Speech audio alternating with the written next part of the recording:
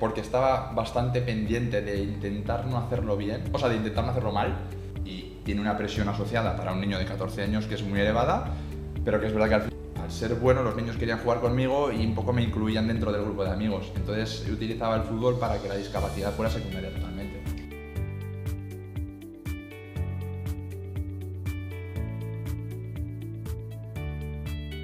Hoy nos tomamos un café con una persona que ha revolucionado el mundo del deporte y del fútbol. Yo creo que hay historias que cambian mucho la forma en la que se ve la vida y luego hay personas como tú que han hecho que la gente cambie la forma en la que mira a los demás. Y además ha conseguido que mucha gente empiece a mirar la discapacidad de otra manera. Así que bienvenido, Alex. Es un placer tenerte hoy aquí con nosotros. Muchísimas gracias. Encantado de estar con vosotros. Sabemos un poco quién eres como futbolista, yo creo que todo el mundo te conoce así, pero ¿quién es Alex cuando nadie le ve? ¿Qué te gusta hacer un viernes como un fin de semana perfecto para ti? Pues yo creo que he cambiado un poco con la edad, porque antes era mucho más inquieto, me gustaba mucho pues, viajar, hacer planes incluso de día donde estuviera viviendo. Y ahora soy mucho más tranquilo, mucho más reservado, me gusta estar con mi novia, hacer planes de ir al cine o de ver una película tranquilo en casa o tomar una cerveza con los amigos, o sea, algo muy normal, muy familiar ahora mismo. Si miramos al pasado, ¿cómo recuerdas al Alex de 10 años? Pues como un soñador que pensaba todos los días con jugar a fútbol y poder vivir como futbolista profesional. O sea, eras ya un loco del Sí, fútbol. desde pequeñito, bueno, desde menos de los 10 años, ya tenía el balón en los pies todo el rato, jugaba con mi hermano todo el rato a fútbol, todo el rato tirando tiros y la verdad que era una cosa que desde pequeñito siempre lo soñaba, la verdad. O sea, y te lo puedo decir a ciencia cierta. ¿Tenía algún referente o alguien al que...? Sí, pues los jugadores de Zaragoza, de la época, sí. Yo soy de Zaragoza y en esos años eran los buenos años de Zaragoza. Yo nací en el 89, en el 95 se gana la Recopa con el gol de Najim, que está aquí de Ceuta. Pues bueno, Snyder, luego un poquito más adelante me acuerdo que me gustaba mucho Savo Milosevic, que era delantero del Zaragoza, y luego ya pues cuando empecé a entrar en la cantera, pues David Villa y pues Diego Milito, ¿no? Quizás los más referentes que he tenido cuando era pequeño. ¿En qué momento deja el fútbol como de ser un juego de niño y pasa a sentir que es tu vida? Mira, hoy lo decía Marcos Llorente que al principio tú lo disfrutas mucho el fútbol cuando eres un niño y que poco a poco lo vas dejando de disfrutar, ¿no? Y es verdad, y es una reflexión totalmente acertada. A mí, yo recuerdo que firmo en el Zaragoza en el año 2005, pues yo creo que en ese momento deja de convertirse en un juego para convertirse en un trabajo. Y tiene una presión asociada para un niño de 14 años que es muy elevada, pero que es verdad que al final pues tienes que renunciar a muchas cosas para poder llegar a cumplir tus sueños, ¿no? ¿A qué dirías que es lo que más has renunciado? ¿O ese niño de 14 años renunció? Pues mira, cuando era joven quizás a fines de semana con mis amigos, creo que es lo más obvio y lo más evidente, a muchos planes de noche que no podía hacer y que me tenía que ir a casa, que la verdad que no era un sacrificio enorme porque al final creo que la recompensa era mucho más grande. Y luego cuando he sido mucho más mayor y ahora echando la vista atrás sí que lo reconozco, el haber perdido mucho tiempo con mi familia, el haberme ido 2 años a Australia, 2 años a la India, que han sido maravillosos en todos los sentidos, pero sí que me he perdido muchos momentos familiares y que me han privado o me han hecho que no tuviera cierta estabilidad en determinados momentos de mi vida. Bueno, hablas de Australia, de la India, en general has dicho que siempre te gustaba mucho viajar, sobre todo antes, que se lo has dejado quizá un poco de lado. ¿Qué continente te ha marcado más? O sea, ¿a qué continente te mudarías hoy si tuvieses que mudarte? Hombre, sin duda Oceanía. Y además es que recuerdo que me fui de vacaciones a... Bueno, esto fue muy rápido. Yo firmé en Australia estando jugando aquí en España, pero tenía una oferta y tenía que decidir en 5 días. Yo ya te digo que me encantaba 5 días para dar un salto brutal que ni siquiera en la bola del mapa sale. Totalmente. Y además recuerdo que había estado en los 5 continentes viajando pues con amigos y tal, y decía, pues es que esto es el destino, o sea, tengo que ir a Australia, tengo que ir a Oceanía porque es el único continente que me falta de tachar en el mapa, ¿no? Y fue por eso, una de las razones por las que decidí firmar. Además, justo 10 días antes me fui a Nueva York de viaje con un amigo en el parque de donde está el torneo de tenis, que no recuerdo ahora mismo cómo está, que es en Queens. Hay un parque con una bola del mundo y vi a Australia y dije, es que me voy ahí, ¿no? A la otra parte del mundo. Y sin duda es la experiencia que más me ha marcado porque fue la primera y porque me encantó vivir en Sydney, la verdad. ¿Cuando estabas allí echaba algo de menos de España? Sí, echaba mucho de menos a mi familia y a mis amigos. Además, incluso la diferencia horaria es muy grande, entonces era muy complicado cuadrar los momentos en los que podíamos hablar, ¿no? Pero bueno, también es verdad que yo me fui bastante asustado porque era una experiencia bastante diferente a todo lo que estaba viviendo, pero desde luego al final las recompensas, cuanto más dificultad tienes, las recompensas son mayores. ¿Cuántos años tenías cuando te fuiste? Ahí tenía ya 27 años, ya era mayor. Tuve ofertas para ir al extranjero mucho antes, pero es verdad que yo pensaba que no estaba preparado Y fue creo que el momento idóneo, habiendo jugado en segunda división, habiendo jugado en primera división, habiendo jugado en todas las categorías del fútbol español, para tener ese nuevo reto que me motivara y que hiciera que el día a día fuera chulo, ¿no? Fuera entretenido.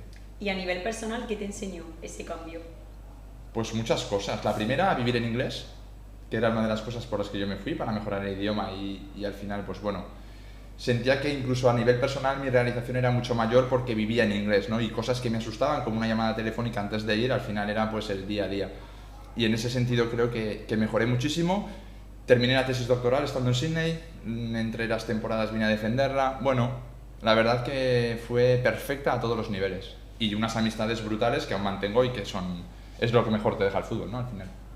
Hablas como de una infancia, de una adolescencia y empezando un poco a ser ya más adulto, muy completa, o sea, muy que de la ves desde fuera y dices, ostras, yo la quiero. ¿Qué momento ha sido el más difícil? ¿Qué momentos te han marcado? ¿Dices durante toda mi vida? Sí. Pues, O sobre todo en esos años, en esos primeros años. hombre, yo recuerdo el momento de meterme en el avión para ir a Sydney, que además fue un 8 de enero justo después de las fiestas navideñas, o sea, habiendo estado aquí en España, sabiendo 2 meses que me iba, en 2 meses yo sabía que me iba a Australia. Ese día en el aeropuerto de Barajas a las 6 de la mañana, que era de noche, ya era invierno, hacía frío, ahí sí que es verdad que pasé, no te voy a decir miedo, pero estaba bastante asustado. Y recibí un mensaje de mi hermana en plan de eres un valiente, vamos a estar contigo, aunque eso quizás me dio la fuerza para meterme en el avión, pero recuerdo esos momentos con una angustia brutal. Y luego, por supuesto, el fallecimiento de mi madre y la enfermedad de mi madre de los últimos 2 años, que al final ha sido pues el momento más duro de mi vida. No creo que haya uno igual, pero bueno, pues son momentos que al final también te enseñan cosas hasta pues en las peores situaciones, ¿no? ¿Qué le diría a ese Alex, el que se montó en ese avión y al que convivió, o sea, tuvo que lidiar con la muerte de su madre? Respecto a lo de Australia, le diría que no tuviera miedo, que iba a disfrutar como un niño. Y respecto a la muerte de mi madre, es que no podría decirle nada porque hasta que no llega ese momento no te das cuenta de lo fuerte que eres, porque son momentos que tú no te puedes ni imaginar y en ese momento vas superando situaciones a nivel personal y que te hacen crecer y te das cuenta de que eres más fuerte de lo que realmente piensas. Y le diría que siguiera estando con ella hasta el final, que es lo que hizo y es lo que volvería a hacer 1.000 veces. ¿Qué significa tu madre? ¿Cuál ha sido la implicación de tus padres en tu vida? Porque yo creo que al final, Sí. creo que lo has dicho en alguna entrevista, ¿no? Que ellos te han ayudado mucho Sí. a la hora de que no veas limitaciones, que tu discapacidad no sea ninguna limitación, Sí. te han abierto mucho las puertas al tú puedes, tu sueño consíguelo. Sí. ¿Qué han significado ellos? Nada, para mis ti? padres son todo, o sea, todo. Y mis hermanos igual, ¿eh?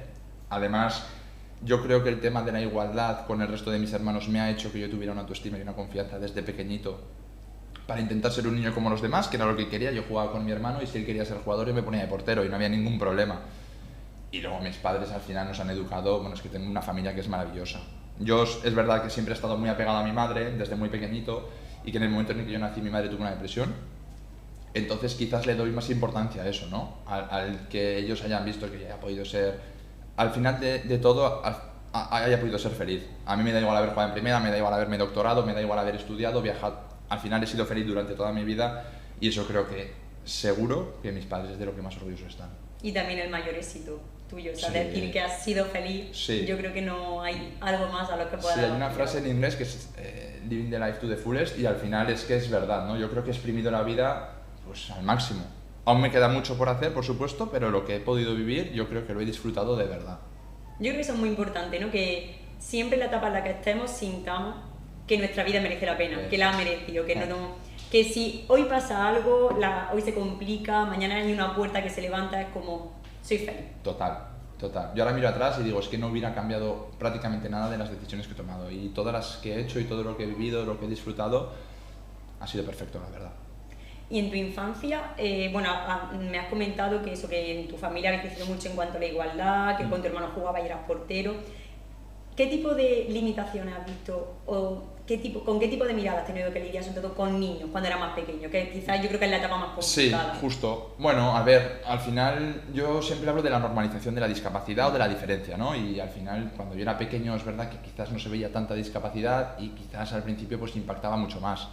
Es verdad que a mí el fútbol me dio un espacio de salvación, porque cuando yo jugaba y cuando estábamos echando un partido, el resto de niños miraban la pelota y no miraban mi discapacidad, y a mí me dio ese espacio de seguridad para desarrollar mi autoestima y mi confianza, ¿no?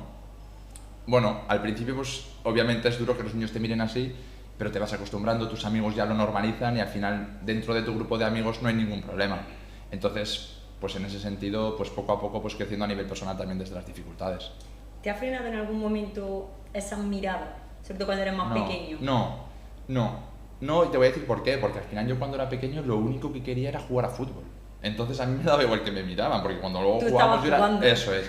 Y disfrutaba mucho y al final pues la verdad que se me daba bastante bien desde pequeño y yo creo que el fútbol fue un poco la herramienta para que yo fuera parte del grupo, ¿no? Porque al ser bueno los niños querían jugar conmigo y un poco me incluían dentro del grupo de amigos. Entonces utilizaba el fútbol para que la discapacidad fuera secundaria totalmente. Lo has dicho ahora y lo repites siempre y algo que me gusta mucho que dice eso, que en el campo nadie mira una discapacidad, solo mira la pelota, la estrategia, el pase. Entonces, ¿se podría decir un poco que el deporte salva vidas? Por supuesto, yo lo creo totalmente. Y de hecho siempre lo recomiendo a las personas con discapacidad que he podido hablar a lo largo de su vida con sus madres que hagan deportes de equipo. Es verdad que puede ser un arma de doble filo y que muchas veces si no tienes las capacidades pues puede incluso acrecentar ese maltrato hacia la persona que no lo hace bien, pero en mi caso en concreto la verdad fue un espacio de salvación total, porque fue la parte de, o la forma de ser parte de un grupo, que en ese sentido era lo que yo quería cuando era un niño. Bueno, ese niño, ¿no?, que siempre quiso ser futbolista, no solo fue futbolista, sino que cumplió el sueño de cualquier futbolista que fue debutar en un equipo de primera como el Zaragoza. Yo creo que todo el mundo que te conoce recuerda ese día, pero ¿cómo lo recuerda Ale? Pues yo recuerdo que lo podía haber disfrutado más, mira, esta es una de las cosas que, porque estaba bastante pendiente de intentar no hacerlo bien, o sea, de intentar no hacerlo mal, que es muy diferente de intentar hacerlo bien, aunque parezca lo mismo, pero sí que es verdad que, hombre, a tiempo pasado y en cuanto acabó el partido, la verdad que disfruté todo el entorno brutal. De hecho recuerdo, bueno, Joaquín, el jugador del Betis, me dio la camiseta cuando jugaba en el Valencia, o sea, fue una experiencia maravillosa. Debut en Mestalla, 54.000 personas, con el equipo de mi vida. Me sacaron una amarilla por tirarme delante de Carlos Marchenas. Esos son los datos que tengo en primera, pero bueno, la verdad que lo recuerdo como el día más feliz de mi vida, como un sueño cumplido y que encima luego me abrió un montón de puertas que yo desconocía que había, ¿no?, detrás de ese debut. Al final yo creo que te has convertido en un referente no solo a nivel de futbolista por esto, sino por tu lucha diaria, por la inclusión y tal. ¿Te pesa un poco a veces ser ese referente? ¿Echas de menos un poco de más intimidad en tu vida? No, al revés. Yo creo que el mayor logro de mi carrera es el haber podido jugar en primera división, siendo el primer y único jugador con una discapacidad en hacerlo. Pero no por nada, porque al final te he dicho que mi madre tenía una depresión cuando yo nací, ¿no? Entonces yo entiendo que mis padres hubieran pagado dinero por tener a alguien que hubiera sido un poco un referente para su hijo, ¿no? Es decir, mira, este chico ha jugado en primera división, tú vas a poder intentar cumplir tus sueños, aunque luego no lo hagas, pero que sepas que se pueden hacer cosas. Y en ese sentido, y lo digo más que nada porque, bueno, justo el día después del debut en primera división vamos a Málaga, una madre con un niño vienen al hotel simplemente a darme las gracias. El niño tenía la misma discapacidad que yo por haber jugado en primera división, ¿no? Yo tenía 19 años y yo en ese momento no entendía nada. Pero luego con el paso del tiempo te vas dando cuenta de que puedes ser un referente, puedes inspirar a estos niños. Y ya te digo, eso fue lo que me llevó a escribir un libro y al final creo que es de lo que más orgulloso estoy de mi carrera 100% y de lo que estarían mis padres también, absolutamente. Que al final yo creo que tenía 19 años, era un niño y te convertiste un poco en esa mano mayor que le daba la mano a los muchos niños que estaban en tu situación y que sentían ese miedo de decir, pues a lo mejor no me siento integrado, me miran, ¿cómo lo hago? O sea, que yo creo que ha sido uno de tus mayores éxitos y lo será siempre. Y a sus padres y a sus madres, que al final también ellos también piensan todo el rato y se preocupan por si mi hijo va a ser parte de un grupo o lo van a dejar fuera, ¿no? Claro. Que supieran también que, bueno, que había cosas que podían hacer. Que la vida es mucho más bonita de lo que parece. Tiene que ser bonita. Bueno, debutaste en primera y podría haber escrito un libro del éxito, del fútbol, pero tú decidiste escribir un libro muy personal, La vida al alcance de la mano. Sí. ¿Qué te llevó a...? Soy poco creativo, pero la verdad que el título he de reconocer que lo hice yo solo, o sea que la verdad que estoy súper orgulloso. Pues al final cuenta la discapacidad a través de mi historia. Es que creo que no es un trampantojo, hablo de los momentos buenos, de los momentos menos buenos, de las frustraciones que puedes tener a lo largo de tu vida, de los logros que puedes superar. Bueno, al final intento tocar un poco todos los palos, porque lo digo en el prólogo, al final un niño con una discapacidad no nace con un manual de instrucciones debajo del brazo, y creo que puede serle útil a los niños y a sus padres para que vean que se van a enfrentar a todo tipo de situaciones a lo largo de su vida. Me está encantando este café contigo porque te me adelantas a todo lo que ya tengo. Me voy a ir callando. No, hay algo que me encanta porque al final tú mismo me vas contando cosas que yo quería saber, Vale. así que gracias Vale. por tu sinceridad y cercanía. O sea, hablas de ese prólogo de que dice lo de que nadie nace con un Sí. manual de instrucciones. ¿Qué te hubiese gustado a ti saber cuando eras pequeño? ¿Qué Pues- consejo te hubiese dado alguien? Hombre, ¿No? si me hubieran dicho que hubiera sido futbolista, lo hubiera firmado, eso desde luego, pero sobre todo que iba a ser feliz. También es verdad que yo cuando era pequeño no me lo planteaba, porque al final buscaba la felicidad en las cosas que me la daban, ¿no? Que era jugar a fútbol y estar con mis amigos, o sea, y estar con mi familia, no tenía ningún tipo de cosa rara. Pero si me hubieran dicho que hubiera tenido esta vida y así de plena, vamos, lo hubiera Hubiese sido firmado. más sencillo. Sí, total, total. Y de este libro, ¿hay algún capítulo en especial que te haya costado más enfrentarte a ese papel en blanco y decir, ostras?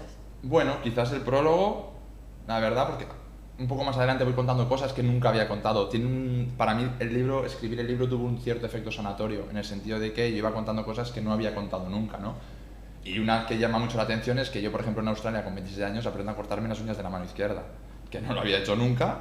Pues bueno, pero realmente no me costó escribir el libro porque era una cosa que me apetecía, lo hablé con mi hermano y lo escribí en 3 semanas, o sea, me costó poco porque siempre digo, ¿no?, que llevaba escribiendo ese libro 30 años. Entonces, la verdad que lo disfruté muchísimo, lo disfruté muchísimo. ¿Qué has descubierto sobre ti después de escribir ese libro? O mientras lo escribía. Pues mira, pues que lo más importante es que soy capaz de contar cosas que no había contado, que no había hablado con nadie, ¿no? La verdad que también, igual que hemos hablado de lo de que no estaba preparado para ciertas cosas, yo creo que la discapacidad es un proceso que cuando era más joven a mí no me gustaba hablar, pero que es verdad que yendo cumpliendo años y el fútbol me ha ayudado mucho en esto, pues me ha apetecido contar cosas, hablar, intentar ayudar a la gente que tiene discapacidad. Pues eso yo creo que es el afrontar estas dificultades, estos miedos, estas cosas que no me apetecía hablar cuando era más joven, creo que es el mayor logro que tengo con el libro. Yo creo que vamos dando pasitos, ¿no?, hacia adelante, pero todavía queda mucho camino por recorrer. ¿Qué crees que seguimos haciendo mal? ¿O que, Pues mira, que puede seguir haciendo mal la sociedad? Pues la primera, el lenguaje. Yo eso siempre lo digo. O sea, al final el lenguaje no es la solución de los problemas, pero es el primer paso para conseguir sociedades más inclusivas. En la propia Constitución, en el artículo 49, esto es un poco un apunte jurídico, Muy bien. pero la palabra minusválido se sustituye por persona con discapacidad el 15 de febrero del año 2024, es decir, hace 2 años, ¿no? Te quiero decir, faltan muchísimos pasos por dar, pero es verdad también que se ha avanzado mucho. Yo soy de quedarme siempre con lo positivo y en este sentido creo que poco a poco la sociedad está haciéndose mucho más inclusiva.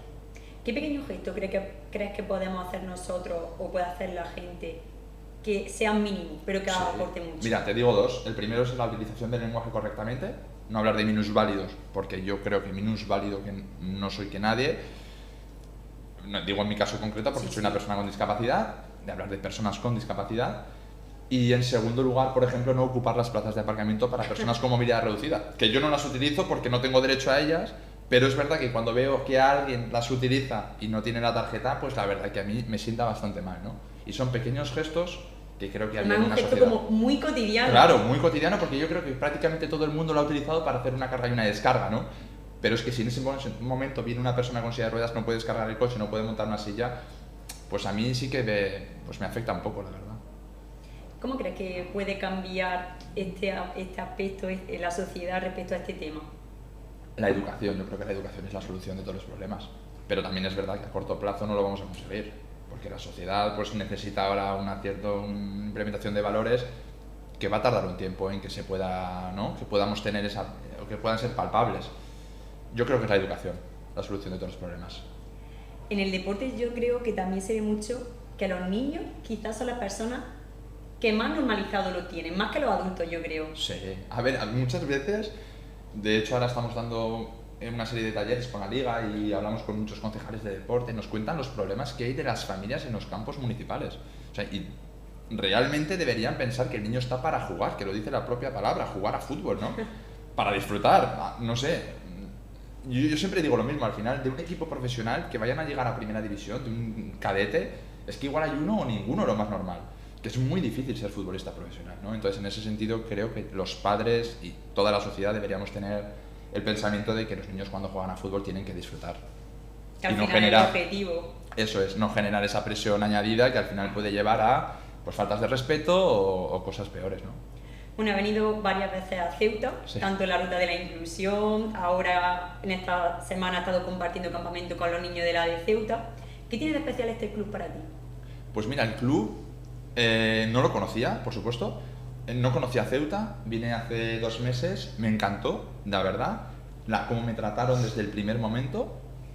Y luego el Ceuta me gusta mucho porque al final yo también he estado en clubes más pequeñitos, más familiares, que al final se identifican muchísimo con la comunidad. Yo he jugado en Osasuna, que al final tiene un arraigo brutal en toda Navarra, y a mí me gusta mucho también ese club que la gente de la ciudad lo siente, ¿no? Que no veas camisetas del Barça o del Madrid por las calles.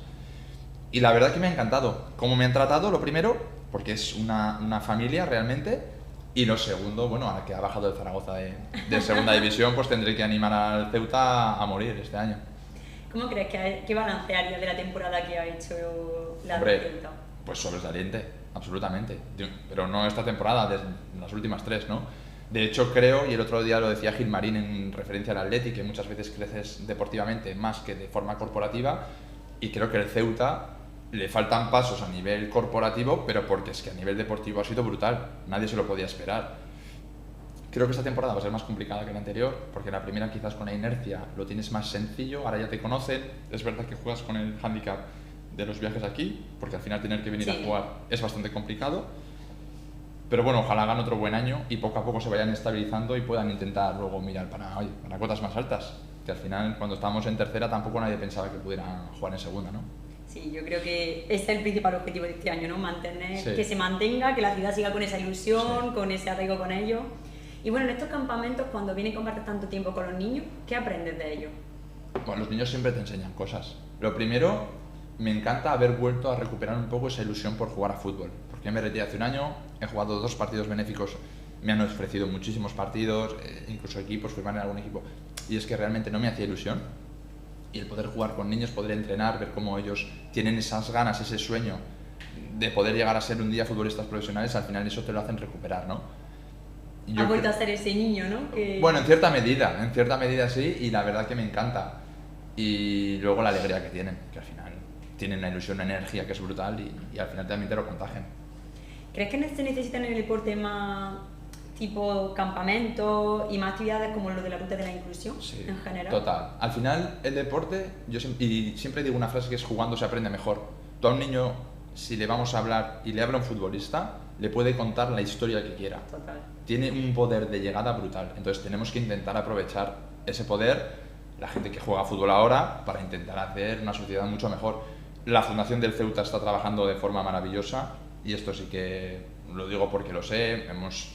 Y el resto de fundaciones de los clubes de la Liga también, muchas de ellas, pero el Ceuta, para lo nueva que es, está haciendo cosas súper interesantes, súper chulas en beneficio de la comunidad, que al final creo que es un poco la labor social que tiene que hacer el fútbol. Y creo que se puede implementar cualquier tipo de valor a través del fútbol. Bueno, en este podcast siempre nos gusta conocer a la persona que está tomando un café con nosotros, pero personas de la de Ceuta y de la Fundación hoy tienen un mensaje para ti que queremos que veas aquí. Hola Alex, ¿qué tal? Soy Rocío Gil, miembro de la Fundación AD Ceuta Fútbol Club. Bueno, aparte de demostrarnos la valentía, el coraje y la fuerza que desprendes, nos dejaste bastante claro que las limitaciones se encuentran en otro lugar donde no cabe la actitud. La actitud es fundamental para conseguir todos los objetivos y todos los sueños que tengamos. Bueno, pues Ale, es un privilegio que podamos tener aquí, un futbolista que ha tocado élite, un futbolista de superación, que ha tenido mucho trabajo, mucho recorrido, y para los chicos de nuestra ciudad, para los chicos que vienen al campo, la verdad que es un privilegio. Para nosotros que haya venido Alex aquí es realmente un orgullo y una satisfacción muy grande para la Fundación. Yo conocí a Alex precisamente en una reunión de directores de fundaciones y desde el primer momento vi que era una persona excepcional. Y nada, pues eso, darte las gracias y darte ánimos para que sigas siempre manteniendo esa línea y ayudando a los demás de la forma tan bonita en la que lo haces. Si alguna palabra lo pudiera definir, yo diría que es la excelencia, porque es una persona que ha alcanzado la excelencia en el mundo del deporte, llegando a ser deportista profesional en primera división. Es una persona que ha alcanzado la excelencia académica, llegando a ser doctor en Derecho y profesor universitario. Y lo más importante, es una persona que alcanza la excelencia humana, es una persona digna de conocerla y un orgullo considerarlo ya como amigo, prácticamente. Además de verdad. Muchas gracias. Nos vemos pronto. Yo creo que un poco este es el éxito, ¿no? Que se consigue Sí. y que tú has conseguido a lo largo de tu vida. Sí. Hay una cosa que se llama la pirámide de Maslow. Bueno, obviamente es una cosa que es bastante famosa, ¿no? Pero que me la explicó un día un profesor en una charla, en una conferencia, y la verdad que me encantó, porque al final es verdad que cuando vas cumpliendo tus objetivos personales o tus necesidades, pues sí, intentas obtener esas curiosidades de intentar ayudar a los demás, ¿no?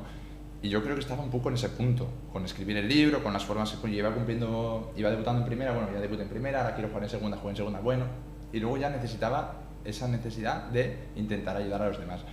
Y es un poco intentar buscar la excelencia que hay de Javi y que al final pues ser mejor cada día en todos los aspectos, ¿no? de tu vida diaria. Hablas mucho de ayudar a los demás. ¿Quién diría que son las personas que te ayudan a ti? Pues mira, mi madre me ayudaba. Es que mi madre trabajaba en la unidad de cuidado, era directora del servicio de acompañamiento espiritual del Hospital San Juan de Dios, acompañando a la gente con cuidados paliativos que iban a morir, ¿no? Entonces, o sea, mi madre estudió teología, mi madre es que al final me ha enseñado a cuidar y a querer desde que era un niño. Mi padre me enseñó a cuidar a mi madre hasta el último momento durante los años de su enfermedad. Pues es que a mí mis padres me han enseñado a ser así. O sea, es que más claro, vamos, agua, ¿no? Y luego el resto, y mis hermanos, al final también, pues un poco esos lazos que han ido forjando en mi familia a lo largo de toda mi vida, pues que al final han hecho que sea la persona que soy hoy. No tengo ningún tipo de duda. Y hoy, cuando tienes un día de bajón, un día que estás con ese ánimo un poco más decaído, ¿a quién llamas? A mi hermana, para que me enseñe a mis sobrinos. Que no me dan mucha bola, pero al final, por lo menos, aunque sea verlos un minuto, la verdad es que me cambia la cara, ¿no? Sí, sí, eso es lo que hago 100%. Es mi vía de escape. Me gustaría saber si cambiaría algo de tu vida. Me has dicho que no. Pero ¿a qué momento de tu vida volvería? ¿Qué momento repetiría? Hombre, repetiría Australia 100%, o el debut en primera para intentar disfrutarlo más, ser consciente de ese momento, y luego quizás en Osasuna intentar no haber tenido la lesión de pubis que tuve. Al final no las puedes elegir, las lesiones vienen cuando vienen, y ya estuve un año y medio parado por una lesión que tuve que pasar por el quirófano. Esos momentos los hubiera cambiado. Y luego igual alguna decisión, sabiendo que en el extranjero lo disfrute tanto, quizás me habría ido antes. Eso sí que lo he pensado alguna vez. Tenía alguna oferta de Tailandia, de algún país que también me llamaba la atención, que rechacé por quedarme en España, y quizás ahora si volviera a hacer la carrera, creo que me iría al extranjero. Volverías, ¿no? Sí. Y si mañana te dijese, vale, puedes repetir un día de tu vida, un momento de tu vida, ¿cuál sería? Hombre, yo creo que diría el debut en primera. Sí. Volver a sentir, Esa sensación. sí, de jugar contra el Valencia, en Mestalla, con el Zaragoza, con compañeros. ¿Quitaríamos la tarjeta amarilla? No, me volvería a tirar, a ver si me la sacan. Pero yo creo que volvería a repetir ese momento e intentar que mi familia hubiera ido a ver el partido, porque tampoco fueron, porque no sabían si iba a jugar, ¿no? ¿Y te gustaría saber algo de tu futuro? Si No. tuviésemos aquí una ventana, No. ninguna inquietud. Esas Lo que la cosas- vida vaya a Esas cosas las odio, o sea, las odio. Mi Muy novia me bien. habla a veces de las brujas, de las cartas. Yo no quiero saber nada, que la vida me depare lo que me tenga que deparar y ya está. Bueno, yo creo que hemos hablado mucho de ti, del niño que fuiste, de la persona que te has convertido, del referente que eres para muchas personas, del gran papel que tienes en la trayectoria y en el camino que nos queda por recorrer en cuanto a la discapacidad. Pero ahora me gustaría que te cambiase un poco la silla, ¿no? Y te imaginas que tienes delante a unos padres que le acaban de decir que su niño tiene una discapacidad y que puede tener muchas limitaciones. ¿Qué le dirías a esos padres? Pues lo primero que lloren si tienen que llorar, que se dejen, que fluyan en ese sentido, con el tema de las emociones, pero es que más que decirles, porque hay veces que es mejor estar callado, sí que les daría el libro, les daría mi libro y les diría, mira, leedlos cuando queráis, porque al final vais a ver que va a haber momentos muy malos y nadie os va a frenar. Quizás le diría que mi madre tuvo también una depresión cuando yo nací, pero que luego van a tener también momentos muy buenos y que al final todo el mundo se merece tener una vida lo más feliz posible. Y a ese niño que empieza a sentir que no puede conseguir algo, Siempre puedes intentar lograr algo, me refiero, quizás no vaya a ser futbolista profesional, pero es que el 0,9% de la población lo va a poder conseguir, de las que juegan a fútbol, me Sí. refiero. Entonces, pero siempre, si bajas un nivel y bajas un poco las expectativas, creo que siempre vas a poder conseguir una vida lo más plena posible. Yo también hubiera querido jugar en el Madrid toda mi carrera y meter más goles que Messi, ¿no? Pero bueno, pues al final pues tienes que conformarte, entiéndeme, con un poco unos niveles inferiores, pero al final creo que siempre tienes que tener esa fuerza interior que dices escospar, que te mueva en el día a día para intentar conseguir aquellas cosas que te apasionen. Creo que sin pasión estamos muertos. Yo creo que me quedo con esa frase para acabar el podcast: sin pasión estamos muertos. Y yo solo espero que a lo largo de este café, de este podcast y de este programa pasen más personas como tú que nos enseñen tanto a valorar los pequeños detalles, la importancia del día a día, de sentirse feliz y de ayudar a los demás, que creo que es muy importante. O sea, creo que cada uno, con lo poquito que podamos hacer, siempre podemos hacer algo o cambiar o influir en que la otra persona se sienta mejor. Así que muchas gracias por esta conversación, por compartir este tiempo con nosotros. Gracias por este café, que a propósito, ¿te gusta más? ¿Eres más de tomar café solo o con azúcar? Con sacarina. Con sacarina, muy Pero bien. en vaso y ardiendo. Eso siempre es una cosa que... Sea invierno o verano. Sea invierno o verano, pero ardiendo. Y es una cosa que la gente se ríe o me critica, pero me da igual. ¿Y eres de los que le gusta tener ese momento de café solo? Sí, de café tranquilo leyendo el periódico. Ya digo que el pueblo me lo leo todos los días que vengo a Ceuta. Por las mañanas, tranquilamente, esos 20-30 minutos. Es como un momento de desconexión y de preparar el día y me encanta ese momento, la verdad. Pues muchas gracias por este podcast, por este café y por ser tan especial. Muchísimas gracias. Un orgullo, como decía al principio, haberte tenido aquí con nosotros. Muchísimas gracias, Irma. Mira, ahora te vamos a dar, ahora sí. El periódico, ¿no? La Porque portada. ese no lo he visto. Hostia, qué chula, ¿no?